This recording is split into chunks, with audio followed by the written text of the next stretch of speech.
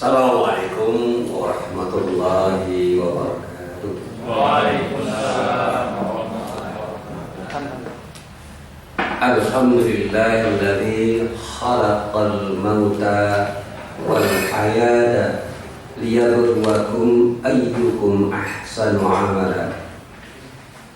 Asyhadu an la ilaha illallah wahdahu la syarika lah.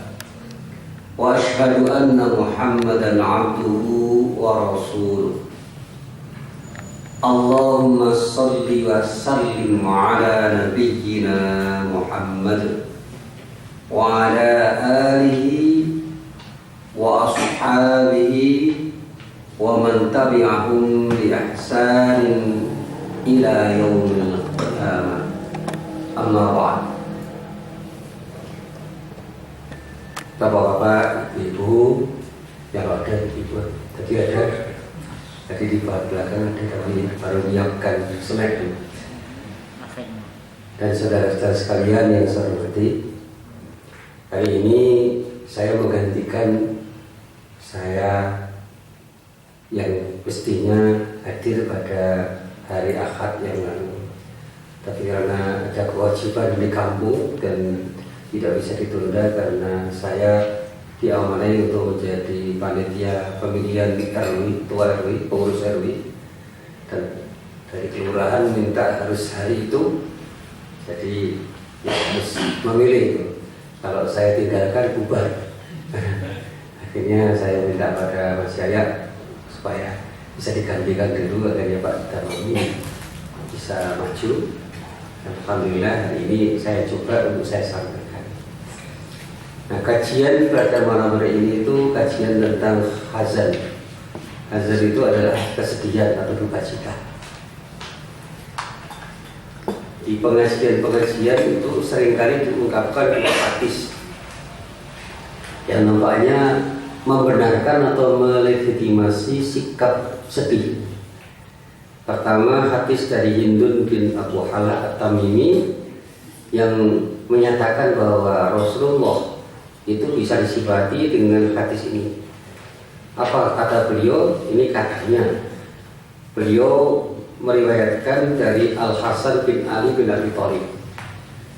Yang hadis ini terkenal karena hadis ini dimuat dalam kitab Syu'abul Iman juz 3 halaman 24, hadis nomor 1362 oleh Imam Al-Baihaqi. Nyatakan kana Rasulullah sallallahu alaihi wasallam mutawasilal ahzan, bahwa Rasulullah sallallahu alaihi wasallam itu selalu tampak bersedih hati. Bahkan di majlis taklim selalu mengatakan Kanjeng Nabi itu memelas. Ternyata di dalam penelitian yang seksama hadis ini sama sekali tidak sahih. Jadi dalam sanadnya ada seorang yang tidak diketahui, mubham, sehingga hadisnya dhaif. Tapi seringkali orang mengatakan dhaif prapopo sing penting hadis itu. Nah ini agak susah. Dhaif prapopo sing penting hadis. Karena memang ada ulama yang berpendapat bahwa hadis dhaif pun itu bisa dipakai sebagai sandaran untuk fadhailul a'mal. Nah, fadhailul a'mal itu apa? Fadhailul a'mal itu sebenarnya perbuatan-perbuatan yang punya nilai keutamaan yang dirujuk dari hadis sahih atau ayat-ayat Al-Quran. Jadi amalnya itu utama, sehingga hadisnya itu dipakai untuk motivasi saja. Misalnya perbanyaklah membaca Quran, meskipun hadisnya dhaif itu tidak ada masalah. Sehingga Imam Syafi'i mengatakan la yu'taqadu bi. Hadis itu tidak diyakini sebagai hadis, tetapi yang dipakai untuk memotivasi orang untuk beramal saleh. Misalnya hadis-hadis tentang larangan marah, itu banyak sekali yang dhaif, tetapi karena banyak hadis sahih yang memang mengisyaratkan Rasulullah itu menghendaki agar umatnya tidak mudah marah, hadis itu dianggap sebagai hadis yang bisa dipakai untuk mendorong, memotivasi, bukan sebagai hujjah sebenarnya. Sehingga Ibnu Hajar Al-Asqalani itu mengkritik, Imam Abu Hanifah juga memberikan kritik. Dan bahkan para hadis sekarang pun memberikan kritik. Dan kritiknya sangat tajam. Jangan sampai kita gunakan hadis dhaif itu sebagai hujjah yang lepas dari hadis-hadis yang sahih, apalagi lepas dari Al-Quran. Ini di dalam kitab-kitab yang banyak dipakai oleh majelis taklim itu hadis-hadis populer. Pakai sehingga ibu-ibu itu selalu katakan betul apa sih penting hadis. Doa-doa lumayan bahane ngendikane para pinasis sing ora ono jundrunge kuwi sampai hadis. Nah, itu kan kalau terbukti hadis. Baik, kita teruskan. Di samping itu, bagaimana mungkin Rasulullah itu senantiasa bersedih hati? Padahal beliau sudah dijaga Allah agar tidak bersedih hati karena tidak mendapatkan dunia dan sebab-sebabnya. Jadi Rasulullah itu tidak mendapatkan perolehan dunia, tidak bersedih. Dilarang bersedih dalam menghadapi orang-orang kafir misalnya. Dan dosa-dosa beliau yang melampau maupun yang akan datang sudah jelas akan diampuni oleh Allah. Lalu apa yang membuat beliau harus senantiasa bersedih hati? Nggak ada alasan bersedih. Dan nasihat-nasihatnya kepada para sahabat itu selalu terkait dengan ketidaksedihan. Jangan bersedih. La tahzan itu diungkapkan berkali-kali. Bahkan ketika Rasulullah berada di gua Taur, gua Taur gitu, Rasulullah menasihati Abu Bakar dengan kata-kata itu. Lalu kemudian terungkap ayat itu di dalam Al-Quran. La tahzan, innallaha ma'ana.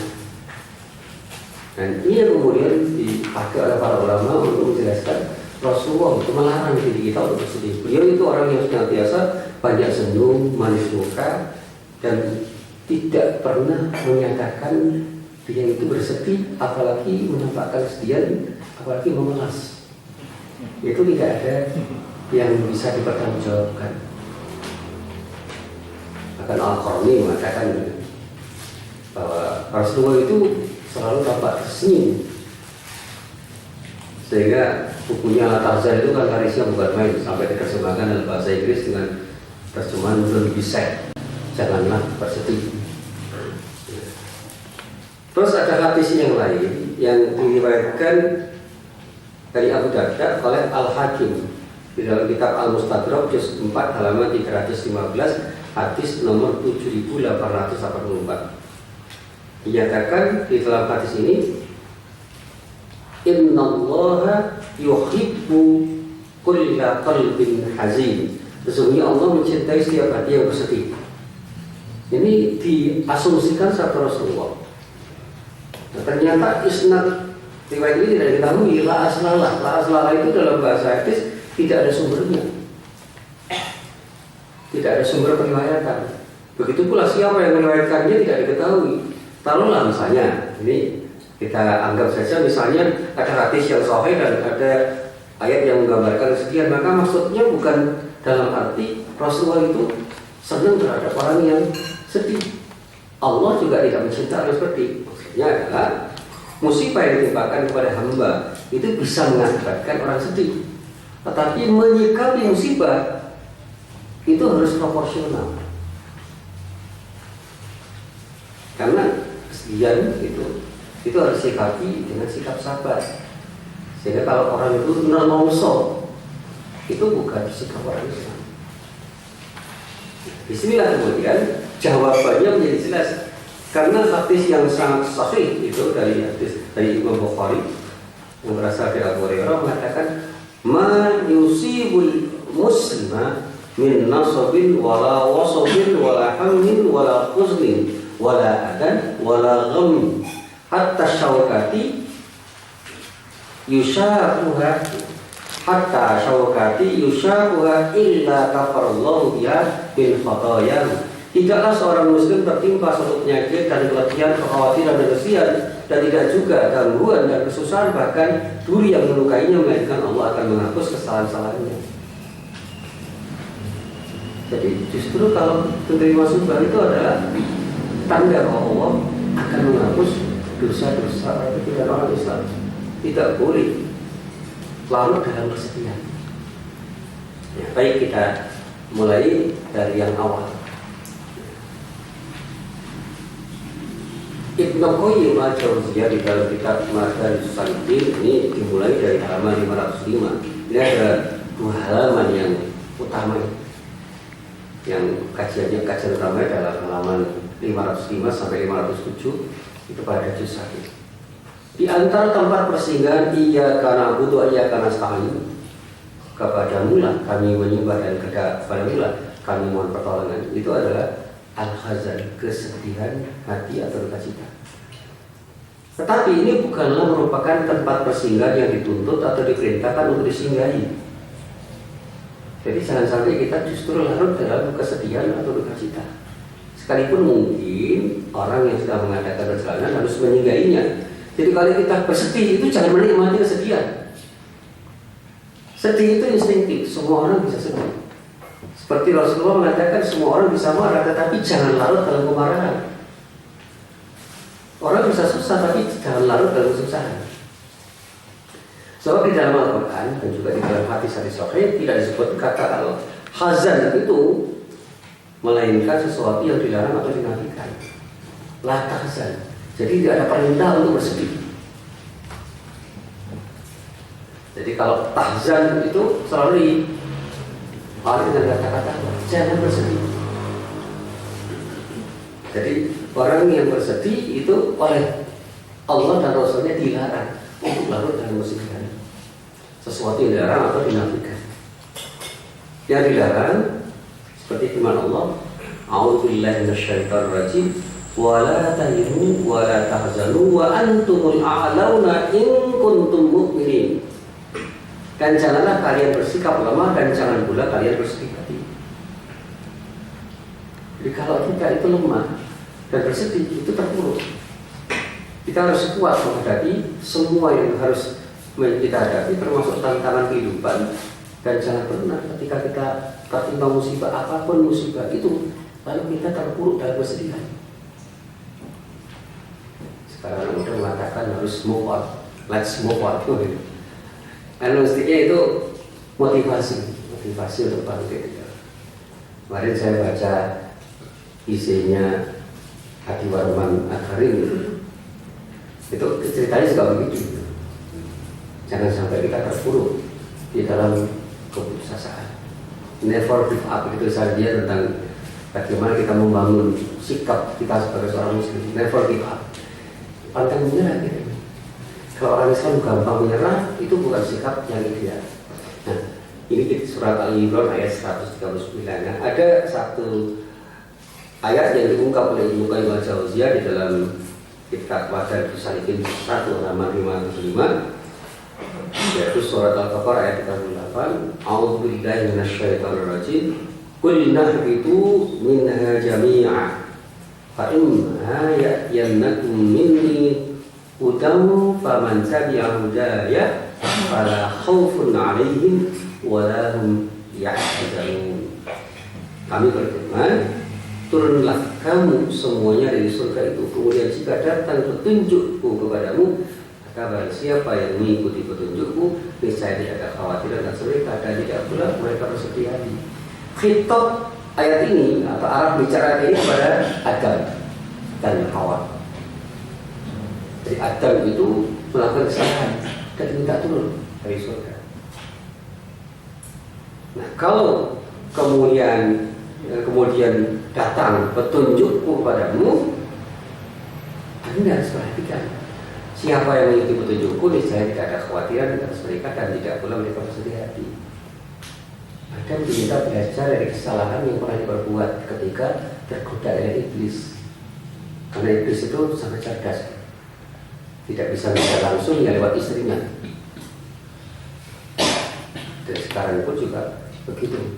Dulu di zaman Nabi Ayub, iblis mau mengulangi pola menggodanya, cara menggodanya. Nabi Ayub digoda lewat istrinya, namanya Rahimah, tetapi tidak tergoda. Ya, mungkin Nabi Ayub juga belajar dari Adam. Digoda iblis, ngerti dia. Ternyata begitu istrinya sudah menggoda, istrinya diminta pergi. Kamu tergoda oleh setan, jangan menggoda saya. Kira-kira begitu. Nah, Sekarang juga mungkin begitu. Ada laki-laki yang kuat, tapi ketika istrinya menggoda belum tentu dia kuat. Jadi menghadapi iblis langsung bisa, tapi menghadapi istrinya yang sudah dirasuki iblis tidak bisa. Di cerita anak saya itu sekarang lagi kecanduan sinetron. Yang kecanduan sinetron itu cuma di harimau sih. Baik kan? Cerita apa jangan-jangan cerita dulu, cerita ini apa itu kan ceritanya bau-bau mistik itu. Saya perhatikan 2 kali, wah ini kalau tidak diluruskan bahaya karena bisa masuk ke cara berpikir dia. Yang sekarang kok yang diidolakan dia itu sedang racun, sedang digoda sama Ratna. Wah ini permakan. Saya katakan sudah melihat sinetron itu harus cerdas, sehingga kita bisa menangkap pesan-pesan moralnya. Jangan terbawa. Ayo kita teruskan. Masalahnya itu dia nanti merupakan tempat pemberhentian dan bukan pendorong untuk mengadakan rencana, maka tidak ada kemaslahatannya bagi hati. Mau tidak mau kita ini pernah bersedih, tetapi yang tidak boleh kita berhenti di dalam kesedihan itu. Kita harus segera move on. Kita harus segera melangkah menuju pada ketidaksedihan. Kalau terpuruk ya bisa. Nah, di samping itu yang paling disukai setan ialah membuat hati hamba itu selalu bersedih. Lalu dia tidak mau melanjutkan perjalanannya dan mendorong untuk berhenti. Mandek atau ngelukru itu paling disenangi setan. Ini cerita yang mudah-mudahan tidak benar itu. Kayak cerita teman saya di Fakultas Hukum UI itu punya teman dari Jawa Timur. Ternyata dia itu habis-habisan duitnya, kemudian tidak mau sholat, dikandani rancanya. Iya dah, lagi dicupo, wah keset sholat, aku dicupo, jelas gak kuat. Aku dicupo, jelas gak kuat. Akhirnya dia terpuruk dua-duanya, fit dunya wal akhirat kan. Di dunia untuk bandane, di akhirat tidak akan dapat keuntungan karena tidak mau beribadah kepada Allah. Maksudnya kalau sedang bersedih, dekat kepada Allah. Sedang kena musibah, dekat kepada Allah. Lagi bangkrut, ya dekat kepada Allah. Jangan menjauh. Memohon kepada Allah. Tapi ada juga orang yang mengkur, sehingga dia tidak mau ke masjid, bahkan tidak mau sholat. Nah, kita lanjutkan. Seperti firman Allah yang ada di dalam surat Al-Mujadilah ayat 10, Innaman najwa minasyaitan. Sesungguhnya pembicara rahasia itu adalah dari setan. Yahzunal ladzina amanu wa laysa bidorrihim syai'a illa biiznillah. Supaya orang-orang yang beriman itu kemudian merasa sedih, berduka cita. Dan pembicaraan itu adalah memberi mudarat sedikit pun kepada mereka, kecuali dengan izin Allah. Wa 'alallahi falyatawakkalul mu'minun. Dan ini resepnya. Dan kepada Allah hendaknya orang-orang yang beriman bertawakal. Dan jangan sampai kita melupakan, serahkan semua kepada Allah dan sikap tawakal. Ternyata sikap tawakal itu memiliki manfaat yang luar biasa pada orang. Utamanya ketika orang terpuruk di dalam musibah yang luar biasa. Serahkan semua kepada Allah. Kembalikan pada yang punya. Yang punya apa? Yang punya musibah. Inna lillahi wa inna ilaihi raji'un. Itu kan sikap istirja, sikap memohon kembali kepada Allah. Kembalikan semua kepada yang memberi musibah. Musibah itu dari Allah, kenikmatan dari Allah.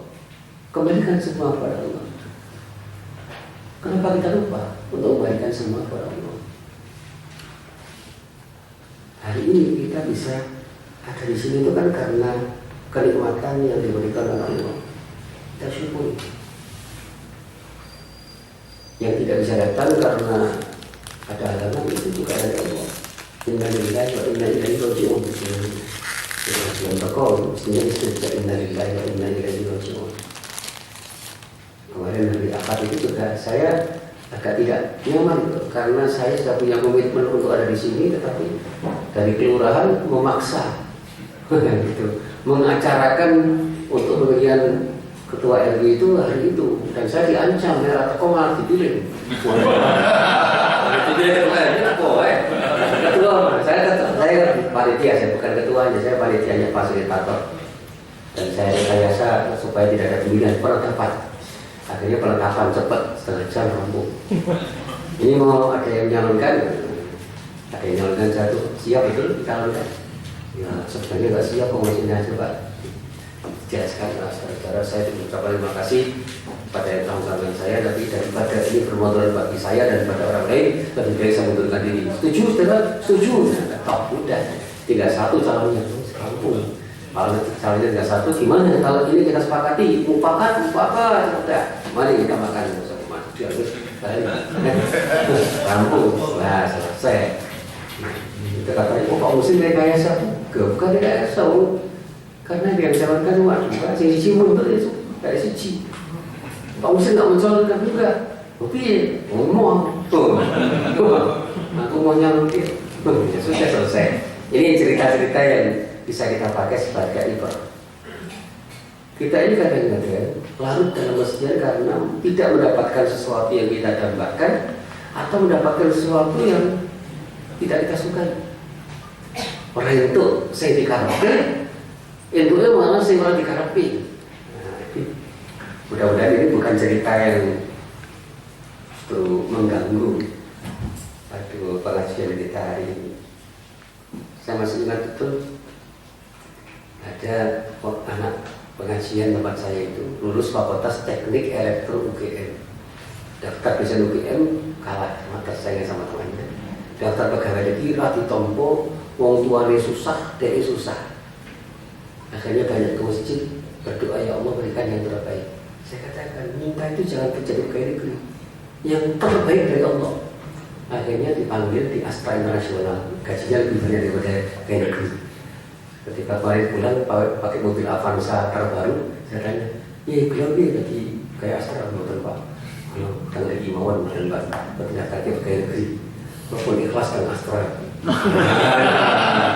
Walaupun ikhlas dan Astra, alhamdulillah termasuk ponakan saya itu. Mau jadi dosen di TV tidak bisa, jadi kayak tidak bisa, diterima di Nokia. Kemudian ditempatkan di Eropa, sekarang bulan Maret dipindah ke Brunei. Insya Allah gajinya juga lebih tinggi daripada pegawai negeri sama, apalagi dosen. Nah, masuk dosen UMI Pak. Agak jauh memang. Dia sama Astra dibandingkan pegawai negeri, apalagi dosen UMI itu terlalu jauh. Ya dulu menyesal, tapi akhirnya dapat yang lebih baik daripada apa yang pernah didambakan, karena Allah memberikan yang jauh lebih berkualitas dari apa yang dulu pernah disesali. Yang lain-lain banyak itu contoh-contoh kehidupan. Cuma kalau saya cerita sifatnya pribadi kan tidak nyaman. Ayo kita teruskan. Ya. Rasulullah SAW itu melarang 3 orang yang sedang berkumpul sementara 2 orang saling berbisik-bisik, karena yang itu membuat orang yang 3 bersedih hati. Menjadikan orang bersedih juga dilarang. Jadi memprovokasi atau mengakibatkan orang bersedih itu juga tidak boleh. Karena kesedihan itu istimewa. Orang bisa tiba-tiba bersedih. Menciptakan kesedihan itu tidak boleh. Mengakibatkan orang bersedih tidak boleh. Makanya kalau kita milik wong loro, menggosok orang sakit, ya jangan menambah kesedihan. Kita harus bersimpati. Ikut bersedih itu bukan berarti menambah kesedihan.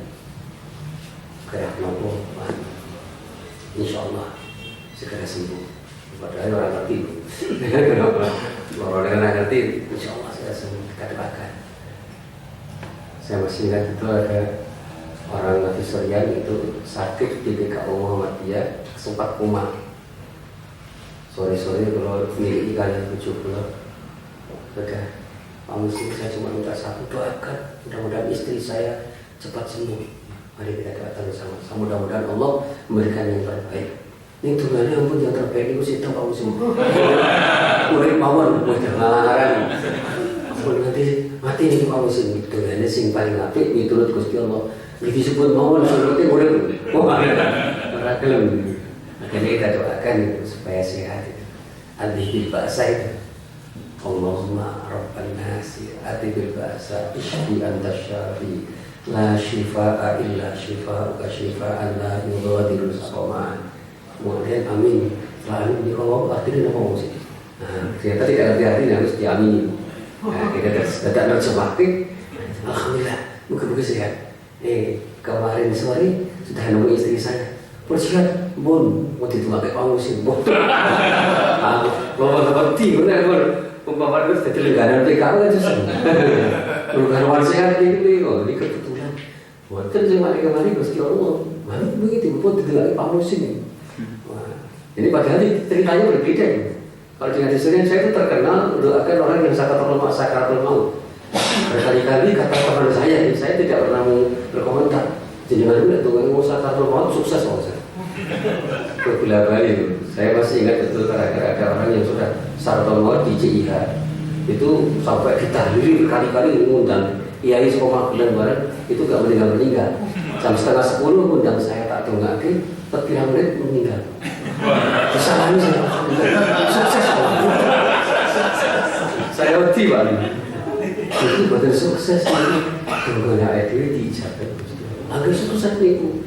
Saya podo prihatin kabeh, usaha semua warga itu sakit. Tapi anggap sukses. Ini bukan sukses, Mas. Ini nanti kalau terkenal susah. Ya mungkin ini kebiasaan saja. Ayo kita teruskan. Ketika kita itu bervisi untuk membuat orang bersedih, itu namanya provokasi atau menciptakan kesedihan, nggak boleh. Nah, kesedihan hati itu bukanlah sesuatu yang tuntut, tidak ada tujuan dan manfaatnya. Tidak ada orang yang ingin bersedih dan tidak ada orang yang bercita-cita ingin menjadi orang yang bersedih. Nabi Muhammad SAW berlindung dari kesedihan hati dirinya sendiri. Sebagaimana dalam doa beliau, ya Allah, aku berlindung kepadamu dari kekhawatiran dan kesedihan itu. Di dalam hadis itu berkali-kali diucapkan dan riwayatnya banyak sekali. Jadi doa Rasulullah tentang bagaimana dia berlindung dari kesedihan dan kekhawatiran itu banyak sekali. Apalagi nanti kalau kita membahas tentang al-khawf war-raja, itu banyak sekali hadis-hadis yang mengisahkan Rasulullah itu berlindung dari setiap kesedihan dan selalu berharap Allah memberikan yang terbaik supaya tidak ada kesedihan di dalam dirinya dan keluarganya serta umat Islam. Tetapi dari sisi kenyataan itu, kesunyatannya tidak seperti yang diharapkan. Memang tempat persinggahan ini tidak bisa dihindari. Sedih itu tidak bisa dihindari, kesedihan itu pasti akan datang. Karena itu para penghuni surga berucap saat mereka memasukinya. Ini di dalam surat Fatir ayat 44. Wa qalu alhamdulillahilladzi adhaba 'anna inna rabbana laghafurun syakur. Dan mereka berkata, segala puji bagi Allah yang telah menghilangkan duka cita dari kami. Sesungguhnya Tuhan kami benar-benar Maha Pengampun lagi Maha Mensyukuri. Dulu pun bersedih, akhirnya hilang. Jadi kenyataannya memang mereka pernah bersedih, lalu hilang karena dapat surga. Nah, kalau kita itu mendapatkan kebahagiaan, itu kan kesedihan kita hilang. Nah, ini keharapan di situ. Bagaimana Allah menghilangkan kesedihan kita dengan kebahagiaan.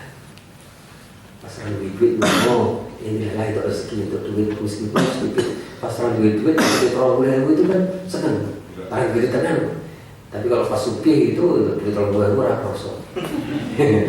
Kemarin UMJ dapat sumbangan kakaknya, saya juga tidak tahu 1 miliar dari Yusuf Kala, terus gedungnya jadi namanya gedung Pak Cacar Sika School of Government 1 miliar. Sering mulai untuk naik, kira-kira begitu. Mudah-mudahan itu tidak hanya karena sumbangan 1 miliar, tapi ada pertimbangan tertentu. Karena waktu itu ada diskusi yang luar biasa. Dijenengi apa?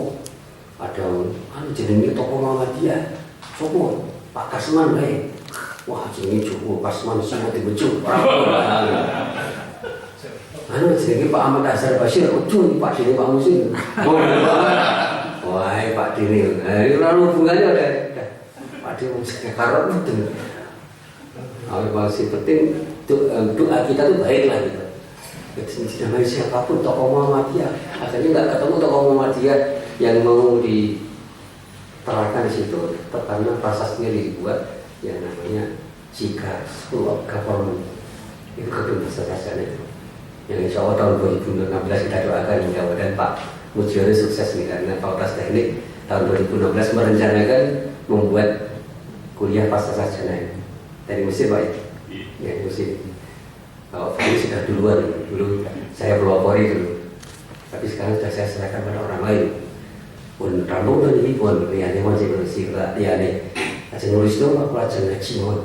Dengan dia ngurusi dia. Kalau nota awak mohon. Saya sudah tidak terlibat di situ. Sudah tidak punya jabatan di UMB itu. Jabatan saya tidak ada. Malah enaknya bisa mengaji. Nah, kita teruskan. Hal ini menunjukkan bahwa dahulunya mereka pernah mengalami kesedihan hati sebagai masih ada di dunia, sebagaimana mereka ditimpa musibah-musibah lain tanpa mengendakinya. Tidak pernah itu berada musibah. Nah, simak juga firman Allah, misalnya di dalam surat At-Taubah ayat 92.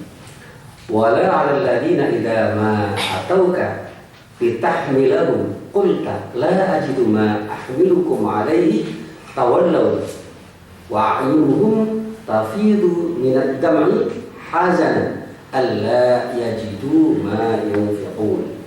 Dan tiada pula berdosa atas orang yang apabila mereka datang kepadamu supaya kamu memberi mereka kendaraan lalu kamu berkata, aku tidak memperoleh kendaraan untuk membangun. Nah ini cerita-ceritanya itu panjang nanti dalam tafsir, tapi ini tidak saya sebutkan di sini. Lalu mereka kembali, sedang mata mereka bercucuran air mata karena kesedihan, antara mereka tidak memperoleh apa yang akan mereka lakukan. Maksudnya mereka bersedih hati karena tidak mempunyai harta yang akan dibelanjakan dan kendaraan untuk membawa mereka pergi berperang. Sedih. Ini ilustratif. Di dalam tafsir dikatakan banyak orang yang sudah punya rencana matang untuk melakukan sesuatu, tetapi ternyata rencana gagal hanya karena tidak memiliki sarana atau instrumen untuk bisa membuat dia melakukan tindakan ini. Sekarang mau pergi ternyata tidak ada motor. Rencana diri-diri mencari gembos itu kan sedih, dan itu di luar rencana. Saya pernah di UMY itu sudah merencanakan mau ada pengabdian masyarakat di Pakem, kendaraannya disilih pemandanan di situ. Berarti itu di mana ya? Di Asto, Pasingko, di Mantan. Lo kok baru buat mantun makan? Wah ya sudah. Gimana caranya? Hanya rental. Jadi yang mantenan diberi fasilitas UMY, sing kerja tenanan UMY malah yang rental seperti itu namanya kok. Bukan susah. Ini di kami susah. Para rabu kami tidak menyelesaikan masalah rental yang benar pun urunan. Karena belum ada lagi yang rental. Urunan penting itu datang Pakem. Bila datang Pakem Pak Camat ya. Loh kok akan mobil rental Pak Musim? Ini mobilnya pas kagem. Mungkin pun dari mau ini kecamatan yang mencuri duitnya rentalan. Wah. Alhamdulillah. Sing hati aja ngaji nih. Tadi kuning buat aja matur. Ternyata dijauhi alhamdulillah. Padahal istinya hati bismillah. Suara pemerintah coba tekan. Ini ternyata bisa kok. Rezeki itu dari Allah. Ya, baik kita teruskan dulu.